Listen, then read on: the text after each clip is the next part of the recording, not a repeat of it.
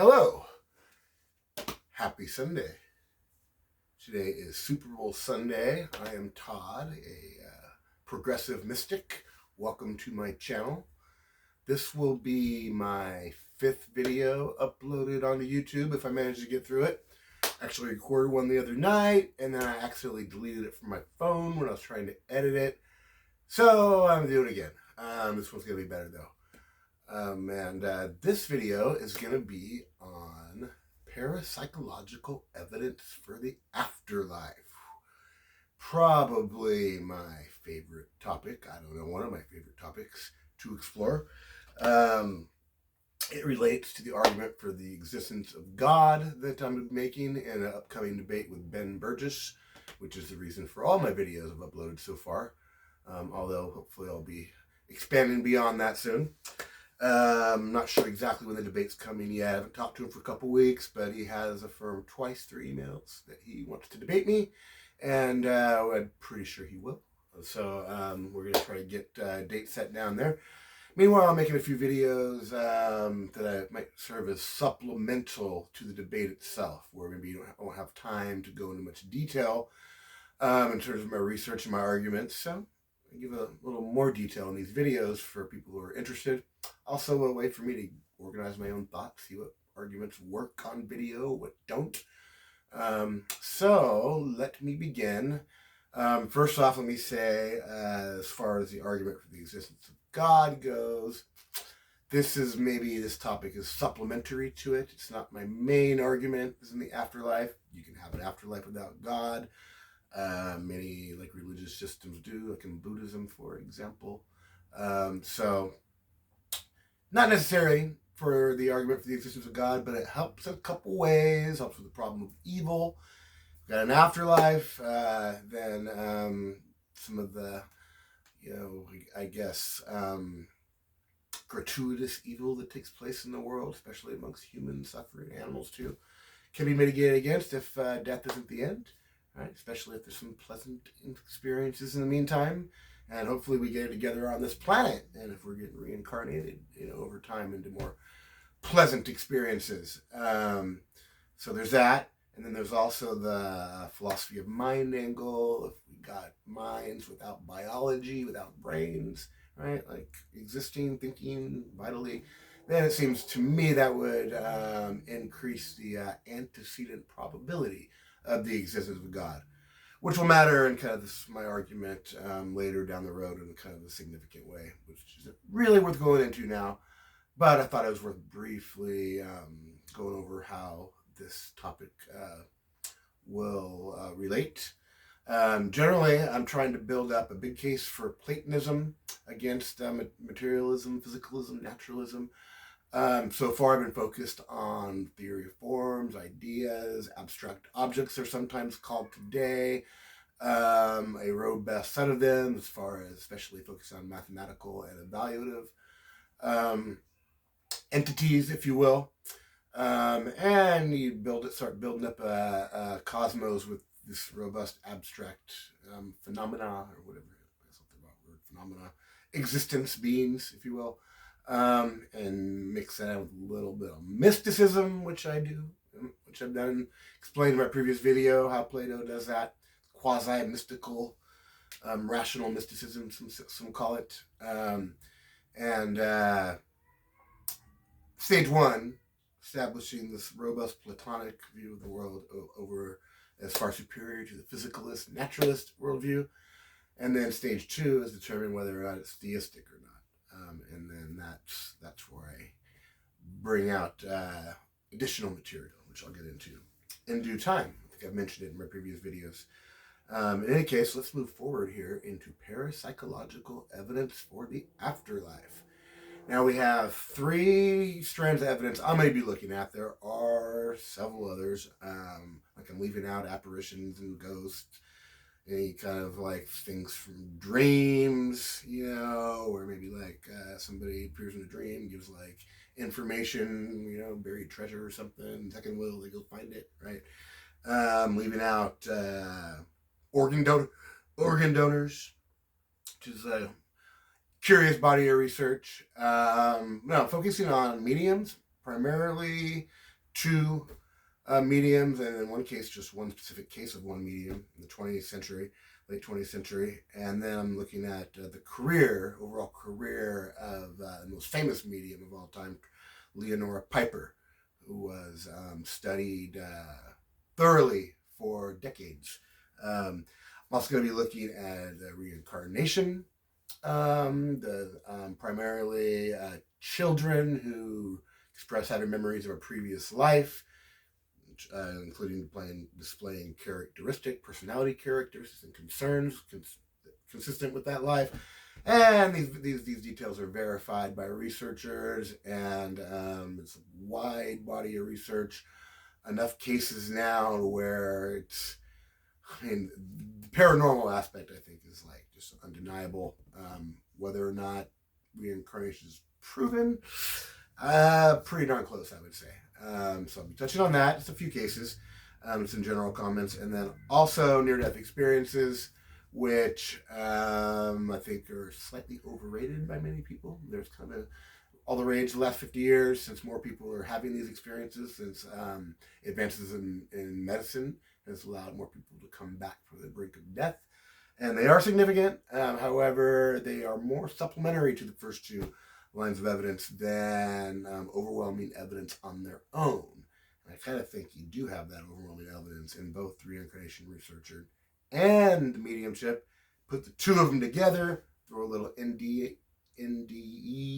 on top. And I think pretty robust case for life after death, immortality of the soul. Like that's maybe not that strong. I don't know if I want to be immortal, to be honest. But living a long time, yeah. Many lives, robust afterlife. I think it's good if it happens. I think it would be something most people would be happy to learn is true. So let me begin with mediumship and Leonora Piper, the greatest medium of all time, the goat. How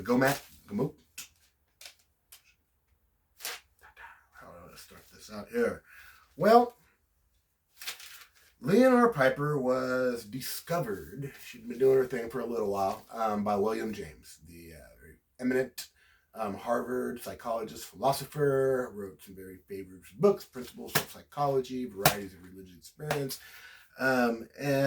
James, I think sister-in-law, mother-in-law, I think they had heard it from a housekeeper maybe. Anyway, he shows up, he hears people gotta check out this medium, she's crazy, really, really accurate. And so he shows up, I believe, with his wife, and Piper blows his mind, has information, I believe, about a child they had lost. He was so impressed that he arranged for meetings with several other people. I think all of them were impressed to some degree or another by these sittings. And the way she worked, a lot of mediums this time worked, was through what's called a control, a spirit that would act as an intermediary. They would attempt to contact the departed people that the sitters would like to reach. In her case, she went to see a medium. It's actually for a medical condition. I think she had a tumor, headaches or something. And the medium had a doctor named Finney that was supposed to be able to heal, as doctors are supposed to do. And this Dr. Finney didn't really help her, but she went into I guess like a trance of her own. She like fainted, blacked out, and then went into her own trance. It's happened like a couple different times, and the second time it happened, at her second meeting with this medium, she gave like impressive readings through a controlled, called, I think, chlorine was the name, a Native American Indian woman, I believe. I'm sure if they used that word Native American back then. It says Indian in the literature. Could go either way on that. But anyway, this kind of started her own career as a medium. Eventually, Finowit started to show up when she was convinced it was Finney. She had to pick it up from a French doctor, foul mouth, nothing like her. She had other controls showing up at the time, like Sebastian Bach, Longfellow, who's composing poetry. And they all eventually put their energy into Finnegan. He wanted to make him the main control. Because he at first didn't think serving as a intermediary for departed spirits was significant. He thought his own medicinal practice was more significant. And he came around, and this is how he functioned for a number of years. Whether or not Finnegan was a real spirit or a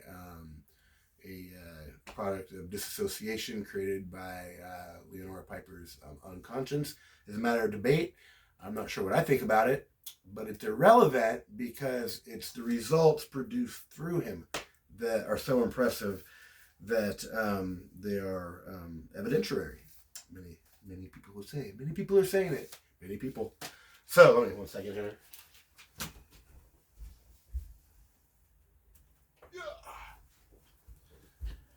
I have so many sources. I gotta have a laptop here, a tablet, and here we are. 1886, early sitting here, Dr. Minos J. Savage, a Unitarian minister, one of James' buddies. He kept a record of one of these early sittings. Unfortunately, these early sittings to James' buddies, they weren't really records kept. They were just like doing it for themselves, right? They weren't doing it to try to establish a rigorous record for humanity's sake. But this guy kept a record. It's worth reading real quick because it gives you a general idea what these sittings were like, what kind of evidence you get from like a garden variety sitting. This isn't like a super strong case, but pretty good, I think. So here we go. Immediately on becoming entranced, her control, Dr. Finnegan, said there were many spirit friends present. Among them, he said, was an old man whom he described only in a general way. Then he said, he is your father, and he calls you Judson. Attention was also called to the fact that he had a peculiar bare spot on his head, and Mrs. Piper put her hand on the corresponding place on her own head, whatever that might be. Now, for the facts that give these two apparently simple points, whatever significance they possess. My father had died during the preceding summer, aged 90 years and 6 months. He had never lived in Boston, and Mrs. Piper, I am quite sure, had never seen him, nor been in any way interested in him. He wasn't all that bald, but when quite young had been burned, so there was a bare spot on the right side, on the top of his head, perhaps 1 inch wide and 3 inches long, running down from the forehead back towards the crown. This he covered by combing his hair over it. This was the spot that Mrs. Piper indicated. Now, as to the name by which he addressed me, I was given the middle name Judson at the request of a half-sister, my father's daughter, who died after I was born. Out of tenderness for her memory, he supposed, father always used, when I was a boy, to call me Judson, though all the rest of the family called me by my first name, Minot. I'm sure I pronounce it. In his later life, father also got to call me by my first name. No one, therefore, had called me by my second name for many years. I was therefore naturally struck and surprised by suddenly hearing one who claimed to be my father giving me once more my old boyhood name. I was not consciously thinking of either of these things, and I am convinced that Mrs. Piper couldn't have known anything about them. And then she goes on to provide, to describe how she provided information about a deceased half-brother. This is more or less kind of what you get. Now, I should say, many times she was a dud. Sometimes the trance wouldn't happen. Sometimes Finnegan wouldn't be successful. He'd get details wrong. He'd obviously fish. Sometimes he'd come up with somebody would propose to him like an explanation or some sort of fact, and then at a later sitting he would offer that explanation as if he thought of it, or he would relay the fact as if he discovered or he knew it. And that this kind of stuff's been criticized. You usually criticize him. However, you gotta say there is this processes trying to make it happen, right? Psychologically, however you want to make sense of it. Assuming you were not fraud, which I'll get to in a minute. You know, whatever's going on there, it's going for the sake of making it work. And, you know, Finuit, right? If we already see like evidence of his, like, I guess, psyche getting mixed with hers in some instances. You know, he'll mention like women's shoes and stuff. Although his personality is kept very distinct from her. Like, don't get me wrong, like never on a conscious level would say, I said that wrong. Start over. Yeah, they're definitely a sharp disassociation between Finuit, between other controls that we'll get into, and Piper herself. Let's put it that way. But sometimes there's some bleeding over, and there's a I guess I want to say apparent will at work to make this whole thing happen, right? And I think that is where you get an explanation for Finuit's activity. As far as like the hypothesis that this is all some sort of like fraud, conscious fraud on the part of Leonore Piper. The trance is genuine. They put like, you know, chemicals on her under her nose, like ammonia. I think at one point they got so severe that she got like blisters in her mouth. She was like poked. Nothing started her from the trance. You know, there's people here and there who thought they saw her look in a certain way or whatever. But you know, the people that studied her for years vigorously, you know, tested her, including some harsh skeptics. And, you know, I mean, unless she was just like some sort of crazy tolerance for pain, it seems wildly unlikely that the trance was fraudulent. And then also, this is kind of how her procedure is similar to what other mediums were doing. With trances were, you know, similarly tested. The big difference with Piper is the copious amounts of information she gets, and then how intensely she was observed and monitored, and you know, took her to England, right, get away from all her anywhere she would know, and then the records they kept, detailed records of the sittings. So they bring in James after a few sittings. They decided to bring in a real expert debunker. I get this Dr. Richard Hodgson. And Hodgson had recently shown Helena Blavatsky, the Theosophist, to be a fraud.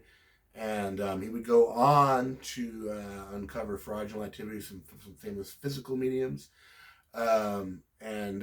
Generally thought to be, you know, top of the class as far as fraud detection, this kind of thing. And so he shows up, and his first sitting with her, she doesn't read with him, where she provides some sort of copious details about somebody he knew passed away and really impressed him.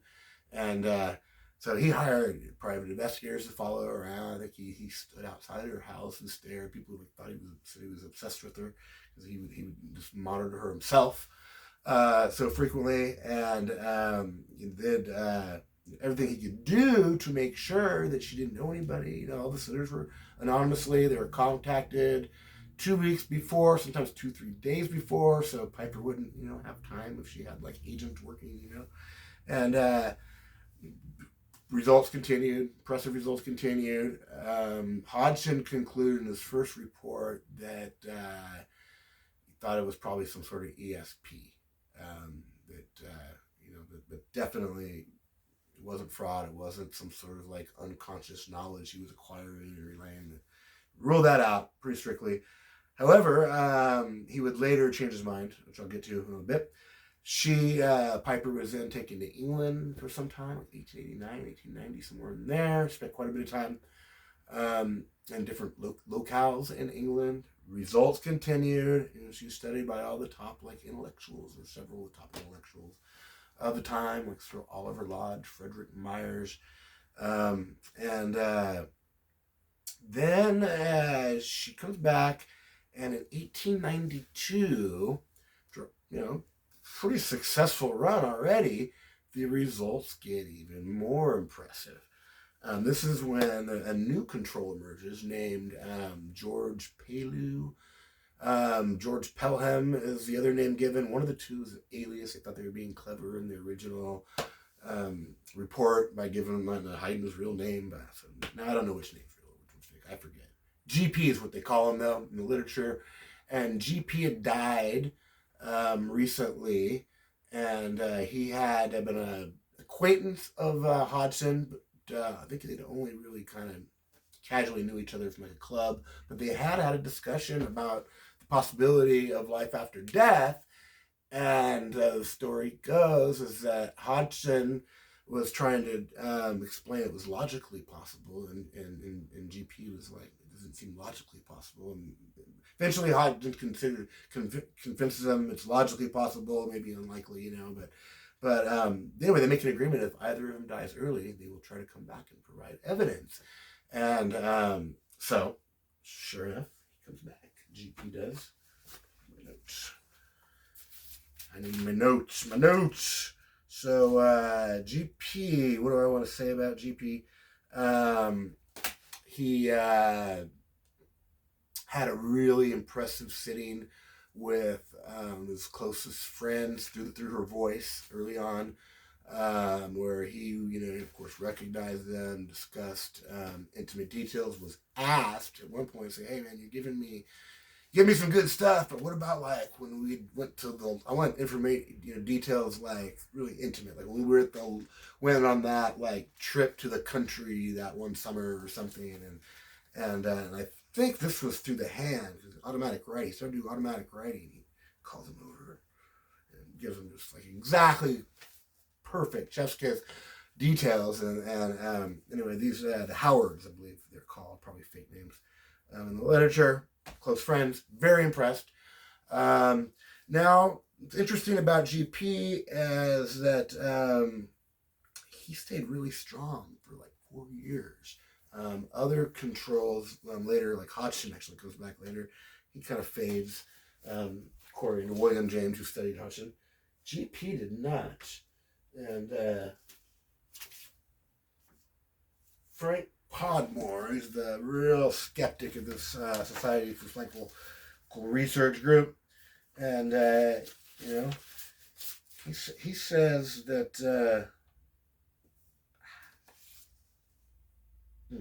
a little side here, that the GP communicating had not been of a fitful and spasmodic nature, but they exhibited the marks of a continuous living and persistent personality, manifesting itself through a course of years and showing the same characteristics of an independent intelligence, whether friends of GP were present at the sittings or not.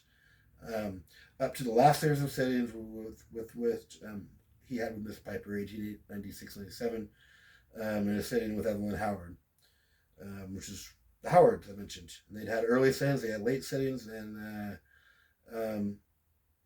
no process of disintegration detectable. So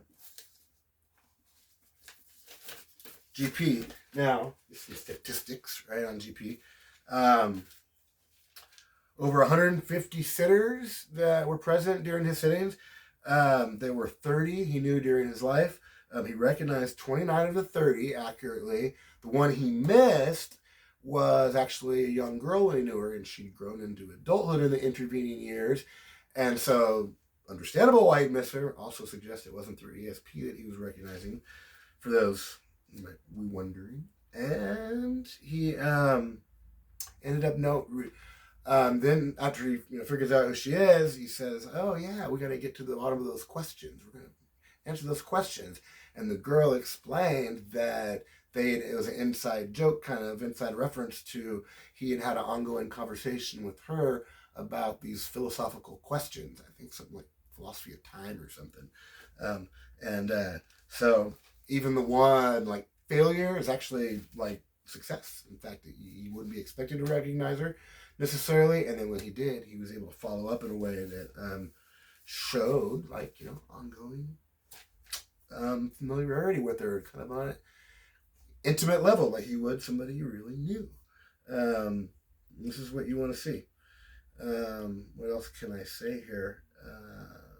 Hodgins comes back after he dies, and he comes back in like 1905. William James jumps back in, starts. He wants to handle this case himself. He writes a report on it a few years later. And I say Hodgins not near as impressive as GP, but when he was on, he's very impressive. And James concludes that he can understand why someone might be skeptical, especially since Piper knew Hodgson, but he ends up saying that he thought it was either survival or some sort of like psychological aggregate that had survived, some sort of like I don't know, almost like philosophical zombie. That doesn't really work, but he did not think that you could really do it with certainly not fraud and or even with her own knowledge of Hodgson and probably impersonation, ability to impersonate, which at some levels she was doing. He was through her, right, doing acting out the way these people would behave, through her voice. So, in any case, what else do I want to say here? The Leave experiment. Frederick Myers, one of the great researchers. Oh, where's my Myers book? Good old Myers. Aha. Author of, excuse me, heartburn. Author of Human Personality and the Survival of Bodily Death. Fantastic psychological work. His psychological theory is, I think, more impressive than Freud. Others have said that. Many people are saying that. And he was the inspiration for this book, contemporary view of his theory, which is trying to basically account for human psychology in light of a wide range of parapsychological phenomena and phenomena like genius, phenomena that happens under hypnosis. So Myers comes back. He's a classic scholar. And he gets tested to see if this guy is really Myers. And so when somebody asked him, hey, what do you want about Lethe? Lethe, Lethe, it's a Greek word for forgetfulness. Very famous in the Greek literature, Greek philosophy. Plato mentions it at the end of the Republic. Like as far as like souls return to earth, don't drink too deeply from the liver of Lethe, or you're gonna forget stuff and be a dummy, be a dum-dum in your next life.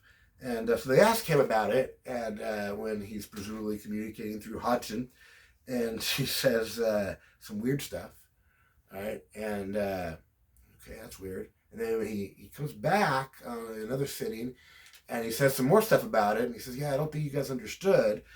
And on a few different sittings, he's making these references to Lethe and the river Styx and other details. And then they finally figure out the references match up with this like obscure passage from the poem, I believe, Metamorphosis by the Latin poet Ovid. All right, and turns out they find out also Myers had very been interested in this poem as a young man. He'd like been fond of these passages, and then he said that really into his own situation, he said that he was concerned that they thought he had experienced forgetfulness, but he had not. Right, so he's tying in this literary reference to his own interest, right, showing his own kind of expertise. And into this, like, hey man, I'm here. So very interesting case. It's I think Podmore was really swayed on that one because Podmore really was holding the ESP hypothesis to the bitter end until his last book. I think he finally changed his mind. But impressive case, impressive medium. She was probably the most intensely studied and most impressive set of result over for a couple decades. And the Wikipedia article's garbage on her, by the way. I need to edit the hell out of that one day. The Internet Encyclopedia of Psi, PSI article, Leonora Piper, is really good. Anybody who wants to read more. So I've talked about her enough. She deserves a good talk, though. I'm glad I hit her very well. One more thing with her, actually. Fraud. A lot of people just gonna assume fraud. And you know, it's 1800s. They didn't know how to detect fraud back then like they do now, right? So I just want to make a few things from my man here, Podmore, the great skeptic who really looked into Piper and makes a few points that are worth hitting real quick here. First, see here, he says that her success cannot possibly be attributed to the unconscious reproduction of knowledge normally acquired, nor to the skillful manipulation of information extracted at the time from the sitters, fishing or whatnot. Just rules that out of hand, just basically just on how like impressive the sittings are and how careful they were with making sure she didn't know these people and didn't have the kind of contact with them where she could fish out. In any case, so he concludes the choice is between deliberate and systematic fraud on the one hand and the supernormal faculty on the other. Podmore. This is his article, 1888, 1889, Society for Psychical Research, Volume 14. Look it up. It's free somewhere on the internet. I found it. There are indeed here 3 preliminary arguments against dishonesty that he wants to make too. First, what it's worth. Everybody who met her got the impression of transparent honesty. She even, I think, published a newspaper like article or something saying that, hey, I don't know this. I don't know what I'm doing. I'm not trying to say it. I'm just letting people study me. I don't know if this is proof or not. Could just be my mind doing this stuff. Who knows? So she wasn't like trying to say, I proved the afterlife. By the way, she was hot too. She's a very pretty lady.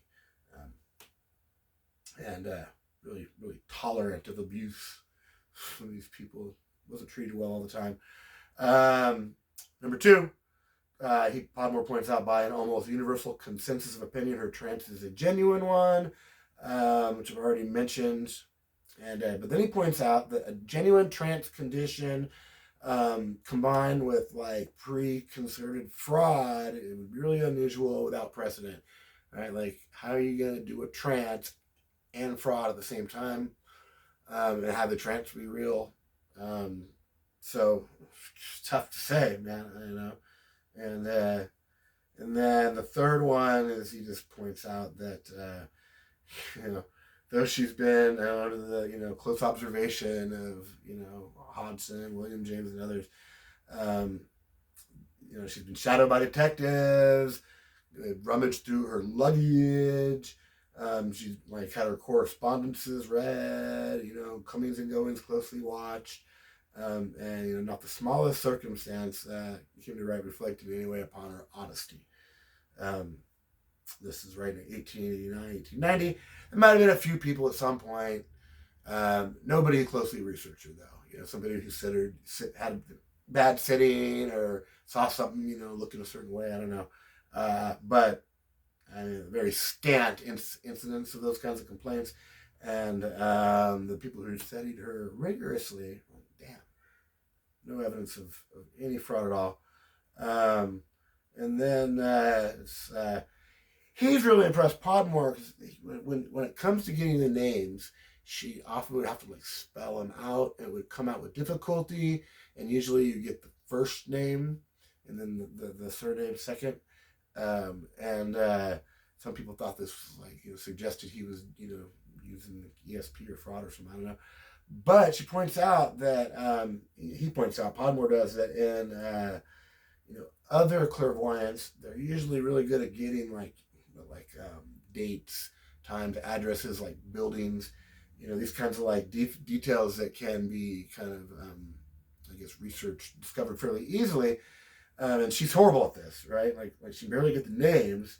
But the point that her trance centers do include, right? We're talking detailed personal description of deceased persons, their diseases and manner of death, their moral and intellectual characteristics, dramatic and lifelike representations of persons, like the mode of address, their attitude towards and relations with others still living, references to cherished personal possessions, conversation on various intimate and private matters, revival of forgotten family histories, and so on. Right? So, he concludes that if fraudulent, Piper marked a new departure in fraud in which the best fraud ever accomplished falls measurably short of Piper's achievements. Right? So, if it's fraud, I mean, it's like, the greatest fraud of all time, which he doesn't think so. Podmore concludes it's not a fraud. She's not a fraud. But it's worth hitting that note really hard at the end of this talk on her, this section on her, because once you rule out fraud and what Stephen Braudet calls the usual suspects, like unconscious learning of knowledge and whatever, phishing or various techniques. Once you rule all that stuff out, you're left with supernormal explanation, which this is a big debate among researchers, right, was between like ESP or survival. And the argument for ESP is that there's to be some evidence that she does USP. Piper did use ESP in addition to whatever else, contact with the dead. And so, like in a famous article by E.R. Dodds, a classic scholar, Why I Do Not Believe in Survival, it's called.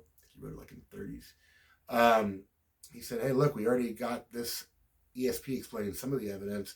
Why not just Occam's razor, boom, ESP all the way?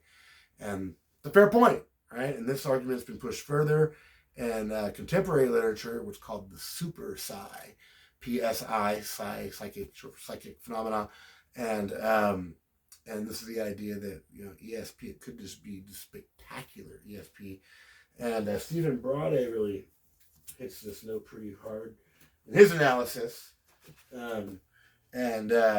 He says, his argument is that we do have evidence, maybe not super psi, but dandy psi, like pretty darn good, and it might not be too much of a stretch to posit super psi instead of survival, given that dandy psi.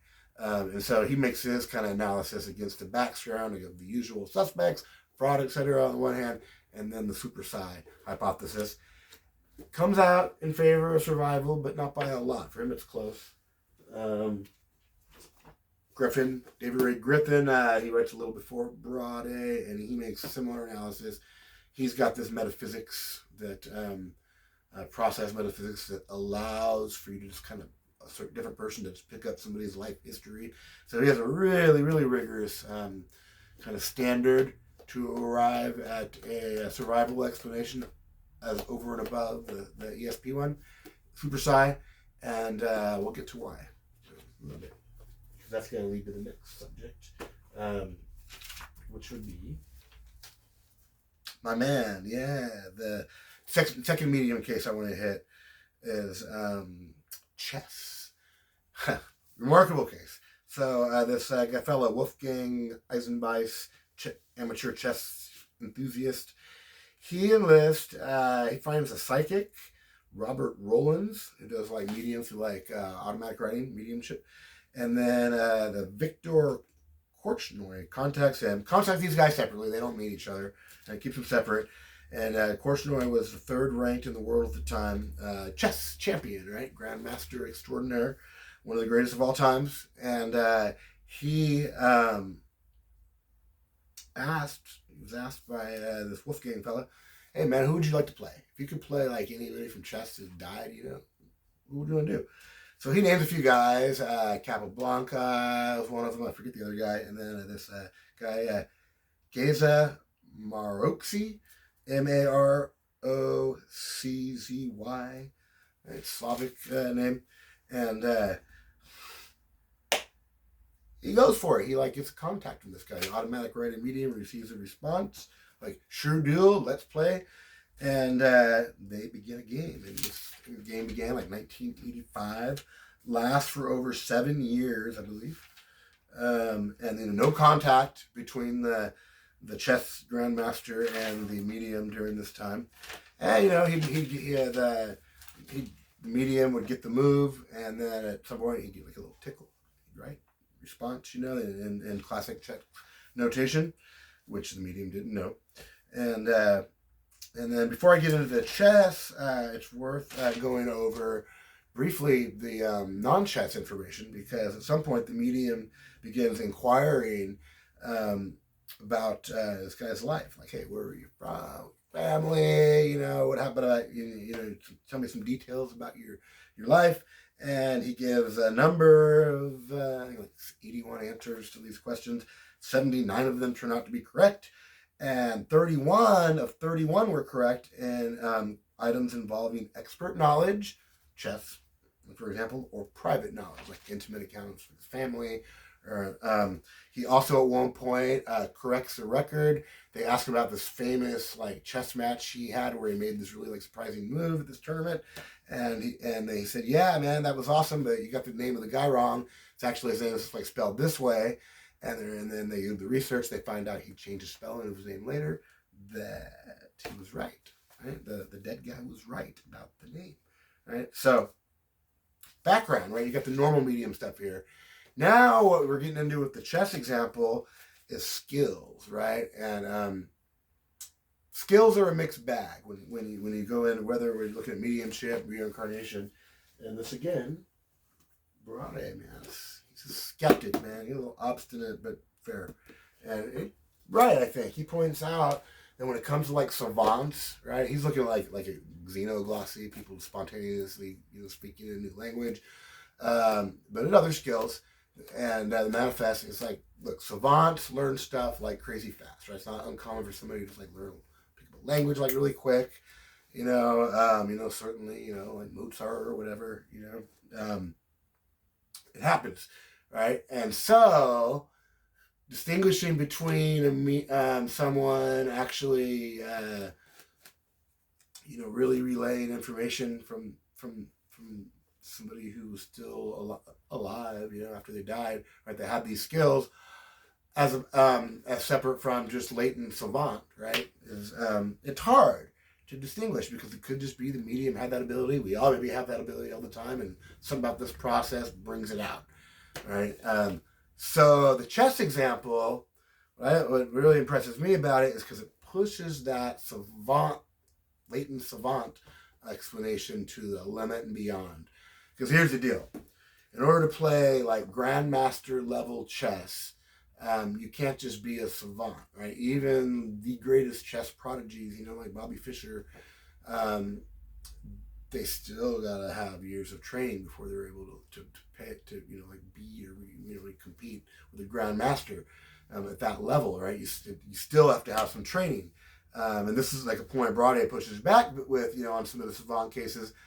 Man, I don't know of anybody who just spontaneously learned to play chess at that level. And then also he imitates the guy's style. So let me get to the chess match itself. He comes out, this guy does, with an opening in the line of the French defense that is out of fashion in today's game. It's a move where I think he moves his king early, brings out his queen early, moves his king or something early, and it leaves him in a more vulnerable position than another opening that came to be prominent at some point, I don't know, 30s, 40s, right? But people would play this way back then, chess theory advanced quite a bit, believe it or not, since the 20s and 30s. So this move was something you would do back then at that level, but you wouldn't do now. It's kind of interesting. But the real interesting part for me is that as the game progressed, the guy got tougher, right? And I think it was after move 12 or 13, there's no mistakes the rest of the way, and it was 46 move game, and before he resigned, and the end game is the toughest part of the game to really learn, master. Right, this is kind of separates the men from the boys. Anybody watch the Botez sisters, right? One of the girls an expert in the openings. I believe Andrea is her name. I forget these girls' names. I haven't watched it for a while, but these girls are really impressive and chess players. And but the older girl is the one that has the end game. And so these girls will team up against really good opponents, and the older girl usually takes over the end game, and it's just that's why she's better. It's the end game. And you can say this about chess players in general. Like, it's just, and you could also say it about like computer chess, especially in the 80s, early 90s, right? You wouldn't be able to ever have a computer chess program or computer play the end game the way this guy does. It was just above and beyond, right? So he does lose, but this game was analyzed, I guess in real time with a couple moves to go. The Grandmaster Korshunov said that, man, my last two moves I don't feel great about. I don't know who's going to win. It was that tight. They did a detailed analysis later, and Bobby Fischer analyzed it, said it was Grandmaster level. One guy said it could be just like the Master level, but that's a lot. This guy had presumably rusty, hadn't played for a long time because he's been dead, and he put himself in that hole with that opening. That we're talking strong Master at the very least. And then you'd have to be working with some sort of like chess historian to pull this off as a fraud. So, as far as like, the usual suspects go, weakness in this case is the psychic wasn't under like constant observation. He would just get the little signal and write it down, and it wasn't like in a lab. However, there's no indication of fraud. There's nobody's been able to find any suspects he could have been working with, right? And then the factual winner, he would have had to been working with like the guys like surviving family members. Would have had to visit some obscure libraries. Would have taken a whole lot of work to get the details out of his life out of this.